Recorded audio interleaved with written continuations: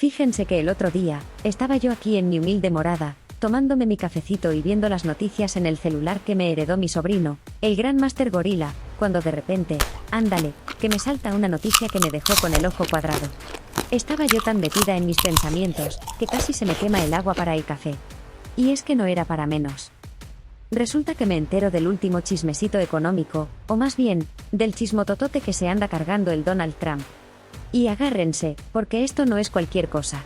Estaba yo platicando, o más bien, discutiendo a solas, como luego me pasa, y me decía a mí misma, a ver, mona, analiza bien la jugada, porque aquí hay más de lo que se ve a simple vista.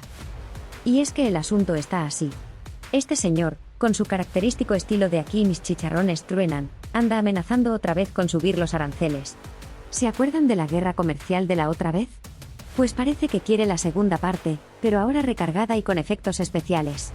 La propuesta que anda sonando es de ponerle un impuesto, un arancel pues, del 10% a prácticamente todo lo que entre a Estados Unidos. Así, parejo. Como si le pusiera un cover a la entrada de su país. Pero espérense, que ahí no acaba el drama. Porque con China, la cosa se pone color de hormiga. Para ellos, el chistecito podría ser de hasta el 60% o más. 60%. Hagan sus cuentas. Es casi como poner un muro, pero de impuestos. Y claro, el acero y el aluminio, esos viejos conocidos, también están en la mira. Se habla de mantenerles la mano dura, aunque el número exacto anda bailando, que si el 25, que si más. El punto es que la estrategia es clara, hecho en América a la fuerza.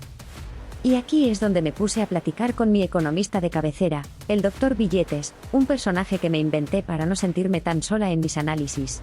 Y le preguntaba yo, a ver, Dr. Billetes, explíqueme con manzanas, ¿qué significa todo este desbarajuste?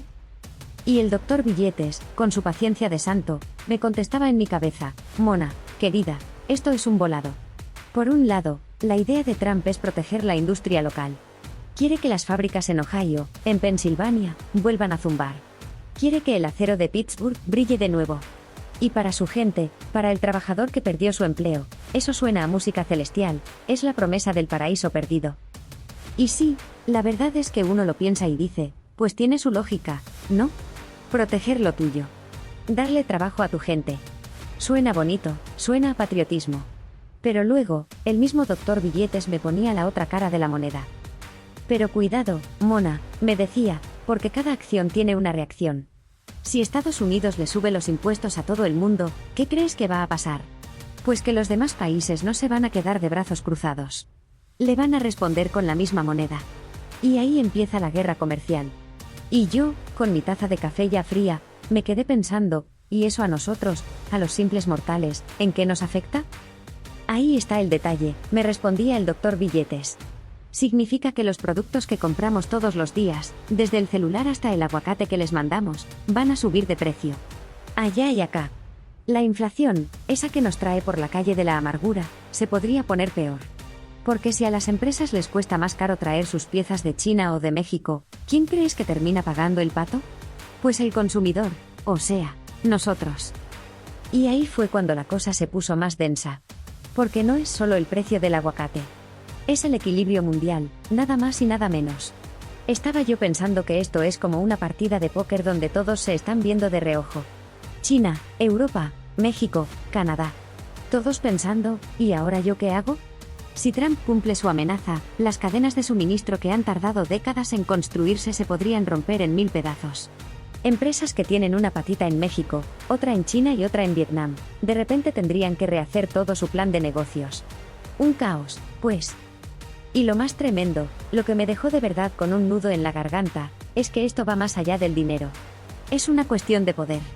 Es Trump diciéndole al mundo, las reglas del juego cambiaron, y ahora yo pongo las nuevas. Es una apuesta muy, pero muy arriesgada. Porque en una de esas, en lugar de hacer a su país más fuerte, podría terminar aislándolo. En una de esas, acelera el proceso para que países como China busquen otras alianzas, otros mercados, y de repente, el dólar ya no sea el rey del baile. Me quedé viendo la pantalla del celular, con la foto de Trump muy sonriente, y no pude evitar sentir un escalofrío. Porque detrás de esas promesas de campaña y esos discursos grandilocuentes, hay decisiones que le mueven el piso a millones de personas, a familias enteras, a nosotros. Es un recordatorio de que la economía no son solo números en una pantalla. Es la comida que ponemos en la mesa. Y parece que algunos están dispuestos a jugar con eso para ganar una elección. Y yo les pregunto a ustedes, mis sobrinos, ¿creen que esta jugada de mano dura es lo que se necesita para proteger la economía, o es una receta para el desastre que terminaremos pagando todos? Después de que nos quedamos con el Jesús en la boca la otra vez, me quedé piense y piense.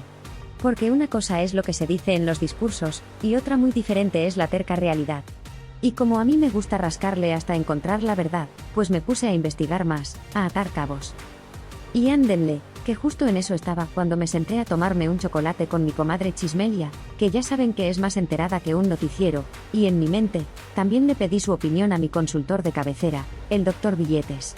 Y entre los tres, armamos el rompecabezas completo. A ver, empecé yo, ya vimos que el plan es ponerle impuestos a todo lo que se mueva. Pero ¿funcionó la última vez? ¿O fue puro cuento? Y ahí es donde el doctor Billetes, desde el fondo de mi conciencia analítica, soltó la primera bomba. Mona, los números no mienten, me dijo con su seriedad de siempre. Según estudios de la propia Reserva Federal de Nueva York, el 100% del costo de los aranceles de la guerra comercial pasada lo terminó pagando el consumidor estadounidense. No lo pagó China. Lo pagó la gente de a pie. Un momento, interrumpió mi comadre Chismelia, casi tirando su chocolate. ¿Me estás diciendo que la gente pagó más por sus cosas? Y no cualquier cosa, comadre, le aclaró el doctor Billetes. Significó un gasto extra de más de $1.200 por familia al año. $1.200. Que se dicen fácil, pero que son la renta de un mes para muchos. La Chismelia se quedó con los ojos como platos. Con razón. Y yo que pensaba que era para proteger los trabajos de allá. Ese es el segundo acto de esta tragedia, continuó el doctor Billetes. Lejos de crear empleos, se perdieron. Un análisis de Moody's, que no son ningunos improvisados, calculó que se perdieron más de 300.000 empleos en Estados Unidos solo por esa política. 300.000. Y ahí saltó la Chismelia, que es donde su chisme se vuelve información de primera. Claro. Si las empresas salieron corriendo como si hubiera un incendio. Fíjate, la Harley Davidson, esa moto tan gringa, tan de película, ¿dónde crees que se fue a producir? A Tailandia. Y Apple, la manzanita esa que todos quieren, aceleró su mudanza para la India y Vietnam. Hasta Tesla reforzó su fábrica en China. O sea, el plan para que todo fuera hecho en América terminó haciendo que todo se hiciera en cualquier otro lado menos ahí. ¡Qué negocio! Yo no podía más que asentir.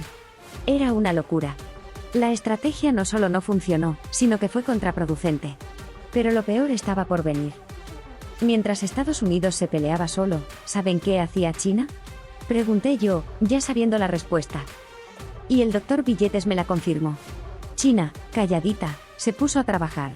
Mientras Trump se salía de los tratados comerciales, China firmaba el acuerdo más grande del mundo con todos los países de Asia. Ocupó el lugar que Estados Unidos dejó vacío. No es que China sea brillante, es que Estados Unidos le dejó la cancha libre. Se comieron el mandado, gritó la Chismelia. Y no solo eso. Miren los celulares. Se la pasaron diciendo que Huawei era el diablo, que nos espiaban. Y sí, los bloquearon. ¿Y qué pasó? La empresa no se murió. Al contrario, crearon su propio sistema operativo y sus propios chips, sin pedirle permiso a nadie. Yo tengo un primo que tiene un Huawei de hace como 8 años y funciona mejor que los nuevos, con una cámara que ya quisieran muchos. Y ahora resulta que China ya no es el país de las copias baratas. Ahora son líderes en coches eléctricos, paneles solares y controlan los minerales raros que se necesitan para hacer todo, desde un teléfono hasta un misil. Ahí me cayó el 20 más grande. El problema no era una guerra comercial. Era una renuncia. Estados Unidos, con cada amenaza, con cada arancel, con cada pleito, no estaba debilitando a su rival. Estaba empujando a sus propios amigos y socios a los brazos de China. México y Canadá lo sintieron. Nos aprietan por un lado, y por el otro, nos encarecen las cosas que necesitamos para producir. Terminamos pagando doble. Y China, muy lista, aprovecha para ofrecer tratos, para construir puertos en Perú, para financiar proyectos en todo el mundo sin poner las condiciones que pone Washington. Lo más irónico de todo, y esa fue mi conclusión de la tarde, es que Trump no está luchando contra el ascenso de China. Lo está acelerando. Con sus propias manos, está desmantelando el liderazgo que a su país le costó décadas construir. No es China la que está derrotando a Estados Unidos. Es Estados Unidos el que se está saboteando a sí mismo, renunciando a ser un socio confiable para convertirse en uno caprichoso e impredecible. Y mientras el mundo busca estabilidad, China está ahí, con la chequera lista y sin hacer muchas preguntas. No porque sean los buenos de la película, sino porque en los negocios, el que ofrece el mejor trato, gana. Y ahora, el socio menos confiable del barrio es el que antes ponía las reglas.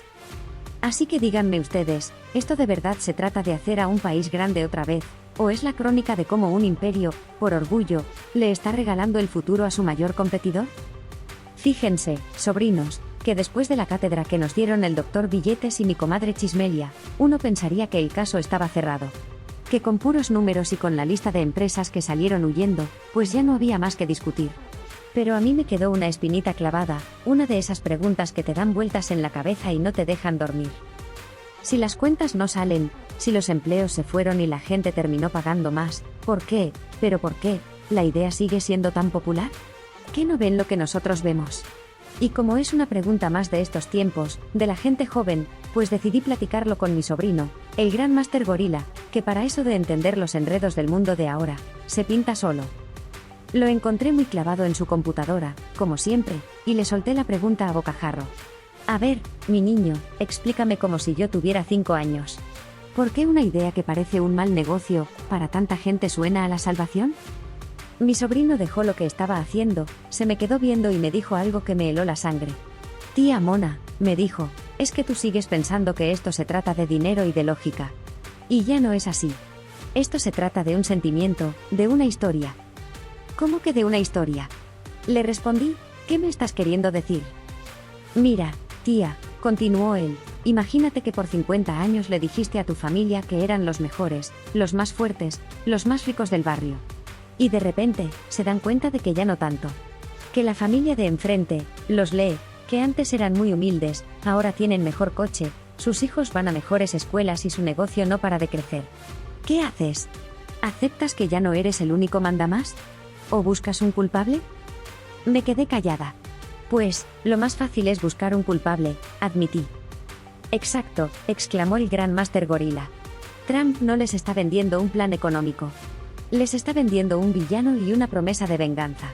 El villano es la globalización, China, México, todos los que, según él, les robaron su grandeza. Y la promesa es que él, y solo él, puede castigar a ese villano y devolverles el orgullo perdido. Es una narrativa emocional, tía. No se combate con datos del Producto Interno Bruto, se combate con otra historia que sea más poderosa. Y por ahora, nadie más se las ha contado. Ahí entendí todo. No era economía, era psicología. Era el dolor de sentirse desplazado, la nostalgia por un pasado que quizás nunca fue tan glorioso como lo recuerdan. Y Trump es el que mejor sabe ponerle música a esa tristeza para convertirla en coraje. Pero entonces, mijo, la guerra tecnológica, eso de Huawei, de los chips, ¿es parte del mismo cuento? Le pregunté. Es el capítulo más importante, me aseguró. Porque la pelea de hoy no es por quién hace más coches o más acero, tía. La verdadera pelea es por quién va a controlar el futuro. Quien controle la inteligencia artificial, las redes 5G y 6G, la biotecnología, va a poner las reglas del mundo para los próximos 100 años. Por eso el pánico con China. Ya no solo están copiando, ahora están inventando. Y están construyendo un universo digital paralelo, con sus propias aplicaciones, sus propias redes, sus propias reglas. Es como si estuvieran construyendo una carretera del futuro, y Estados Unidos teme que el mundo entero decida usar esa nueva carretera y deje la suya abandonada. Y la estocada final, la que me dejó viendo visiones, fue cuando hablamos del dólar. Tía, el superpoder más grande de Estados Unidos no son sus portaaviones, me dijo mi sobrino. Es el dólar. Imagina que todo el mundo está obligado a usar tu moneda para comprar y vender lo más importante. Eso te da un poder inmenso. Puedes imprimir dinero, endeudarte y ponerle sanciones al que se te antoje. Pero ahora, con los BRICS, este grupo de países con China a la cabeza, están empezando a comerciar entre ellos con sus propias monedas. Es como si dijeran, gracias por tu servicio, pero ya no vamos a usar tu banco. Cada vez que hacen eso, le quitan un ladrillo al imperio del dólar. No se va a caer mañana, pero el edificio ya empezó a crujir. Me terminé mi café ya frío. La plática con mi sobrino me dejó más preocupada que antes. Porque ya no se trata de un político o de una elección. Estamos siendo testigos de un cambio de era. De un reacomodo de las placas tectónicas del poder mundial. El mundo donde había un solo jefe, un solo sheriff, se acabó.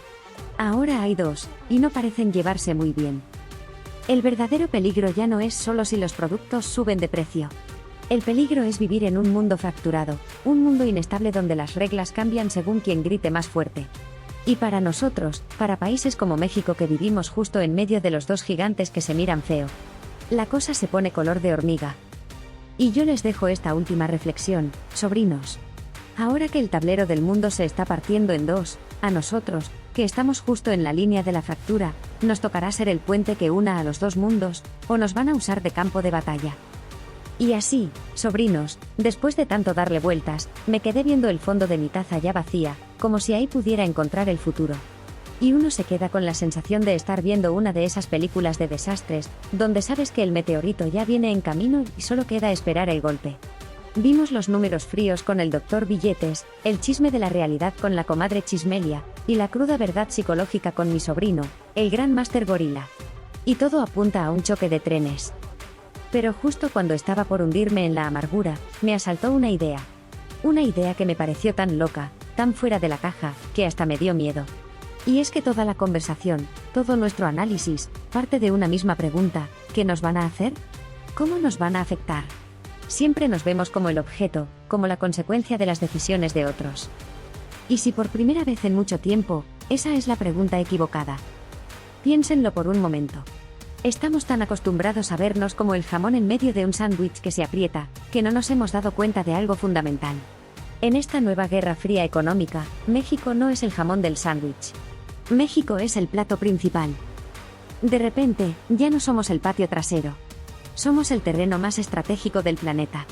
El nearshoring, esa famosa palabrita, no es una opción para Estados Unidos, es una necesidad desesperada para desenredarse de China. Y para China, que no es tonta, la única forma de seguir adentro del mercado más grande del mundo es a través de nosotros. Sin saberlo, sin pedirlo, nos hemos convertido en la bisagra que abre o cierra la puerta de toda Norteamérica. Somos la llave. Y aquí viene lo verdaderamente revolucionario y lo verdaderamente peligroso. Este poder recién descubierto es como tener un cartucho de dinamita en las manos. Si lo usamos con una inteligencia, con una unidad y con una visión que rara vez hemos demostrado, podemos negociar condiciones que transformen nuestro país para siempre. Pero si seguimos en nuestras divisiones de siempre, peleando por tonterías, los dos gigantes no van a dudar en partirnos por la mitad para que cada uno se quede con un pedazo de la llave. El mayor riesgo para México en esta nueva era no es Donald Trump ni es China. Somos nosotros mismos. Es nuestra incapacidad para darnos cuenta del poder que tenemos en este preciso instante de la historia. El mundo nos está dando, quizás por única vez, la oportunidad de dejar de ser el efecto y convertirnos en la causa. Dejar de ser el que recibe las órdenes y empezar a poner las condiciones. Ser la pieza clave del tablero es el mayor poder que se puede tener. Pero también implica la mayor de las responsabilidades. Y la historia no perdona a quien desperdicia su momento. Así que yo les dejo con esto, que es más que una pregunta, es un desafío.